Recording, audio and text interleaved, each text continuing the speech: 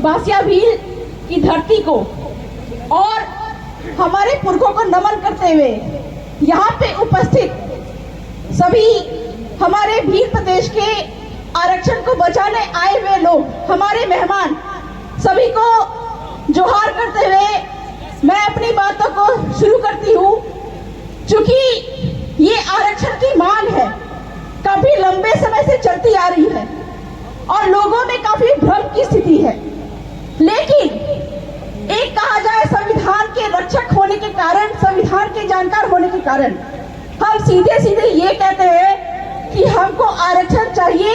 वो कानून और संविधान के तहत यानी कि 5वीं अनुसूची के तहत मिलना चाहिए। और 5 जनवरी 2011 का जो जजमेंट आया नंदाबाई भील का, उस जजमेंट का भी आज जन्म दिवस है। तो मैं आप सभी धरती के मूल बीज भीलों को बहुत बहुत जोहार करते हुए कहना चाहूंगी कि आज के दिन सुप्रीम कोर्ट ने ये बात कही थी कि 8% जो आदिवासी है, भील समुदाय है, वो इस देश का असली मालिक है और असली मालिक होने के कारण जल, जंगल, जमीन, खनिज और आरक्षण पे इसका पहला अधिकार है। और ये भ्रम जो हमारे बीच में है कि आरक्षण हमको भीख में मिली हुई है, आरक्षण हमको भीख में नहीं मिली हुई है, हमारे पुरखों ने लड़ के हमको जो भील प्रदेश दिलवाया है, इसकी वजह से हमको आरक्षण मिला है। और जिसका जितना जमीन, बाप दादा की जिसकी जितनी जमीन, उतना प्रतिशत आरक्षण उसको यहाँ पे मिलना चाहिए। तो मैं ये कहना चाहूंगी कि अगर पूरा भील प्रदेश आपका है तो पूरा का पूरा आरक्षण पे आपका अधिकार है, बिल्कुल पूरा अधिकार है। ये बात मैं नहीं कह रही हूँ, ये बात सुप्रीम कोर्ट कह रहा है। और इसी बात को हमारे एक विधायक साहब निकले, राम प्रसाद जी डिंडोर, जो कि आपकी विचारधारा से निकले, उन्होंने सरकार से ये बात कही कि 5वीं अनुसूची के तहत जो आरक्षण की मांग है, उसके अनुसार जो 100% आरक्षण जो है वो ना सिर्फ यहाँ की स्थानीय भर्तियों में किया जाए, बल्कि RAS और RPS के एग्जाम में भी 100% भीलों को भरा जाए, आदिवासी क्षेत्र के भीलों को भरा जाए। चूंकि संविधान के 5वीं अनुसूची में ये प्रावधान है 100% आरक्षण का। और लेकिन आरक्षण की जब बात आती है, सबसे पहले मैं ये कहना चाहूंगी कि हमको सरकार से ये मांग करनी चाहिए कि यहाँ का सरकारी व्यक्ति कौन है, यहाँ का स्थानीय व्यक्ति कौन है। क्योंकि 1950 के पहले संविधान ये कहता है कि जो भी व्यक्ति 1950 के पहले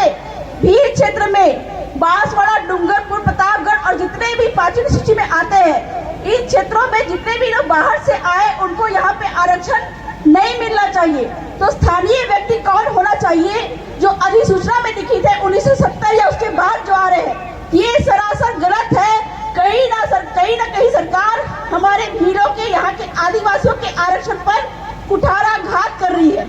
तो पहले स्थानीय व्यक्ति कौन होना चाहिए, इसका निर्धारण होना चाहिए कि 1950 में जिसकी भी जमीन यहाँ पे है वो यहाँ का स्थानीय व्यक्ति है और 1950 के अनुपात में उसके दर पे ही आरक्षण यहाँ पे सरकार को बनाना चाहिए। और कुल मिलाकर अभी जो मांग चल रही है 6.5% आरक्षण की, मैं इसका समर्थन करती हूँ। हालांकि संविधान कानून के तहत जो सुप्रीम कोर्ट के जो आदेश आए हैं, इसके अनुसार संविधान तो कुछ और बोल रहा है, लेकिन जो RAS RPS की बात में 6.5% की जो आरक्षण की मांग चल रही है, इसका मैं समर्थन करती हूँ। लेकिन कहीं ना कहीं जो भी TSP क्षेत्र है, TSP क्षेत्र में कथित तौर पर एक विरोधाभास ये भी है कि यहाँ पे भील का जो सरनेम है, कहीं ना कहीं वे लोग मीणा लगा के बैठे हुए हैं। तो आज इस मंच के माध्यम से सरकार को मैं ये कहना चाहूंगी कि टेरिटोरियल आधार पे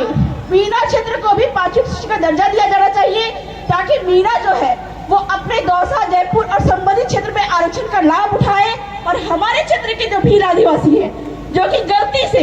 मीणा लगा के बैठे हैं, इनके सारे सर्टिफिकेट में मीणा से हटा के भील किया जाए। क्योंकि कहीं ना कहीं गलतफहमी में हमारे लोग मांग कर रहे हैं कि मीणा जनजाति को आदिवासी से हटाया जाए। लोग ये मांग कर रहे हैं, जो कि मांग गलत है। मैंने सबसे पहली बात कही कि हमारे बांसवाड़ा, डूंगरपुर, प्रतापगढ़ और जितने भी पांचवी सूची में आ रहे क्षेत्र है, यहाँ पे सिर्फ और सिर्फ भीड़ से कुछ हो सकते हैं कि मीणा होंगे, लेकिन अगर हम एसटी से उनको हटाने की मांग करते हैं तो हमारे आदिवासी, भीड़ आदिवासी जो कि मीणा लगा के बैठे हुए हैं, उनके आरक्षण का क्या होगा, उनके जल जंगल जमीन का क्या होगा अगर वो एसटी से निकाल दिया जाए। तो इसलिए मध्य प्रदेश, रेगिस्तान प्रदेश और आपके भीड़ प्रदेश को अलग अलग उप वर्गीकरण करना चाहिए और हर क्षेत्र के आदिवासियों को उनके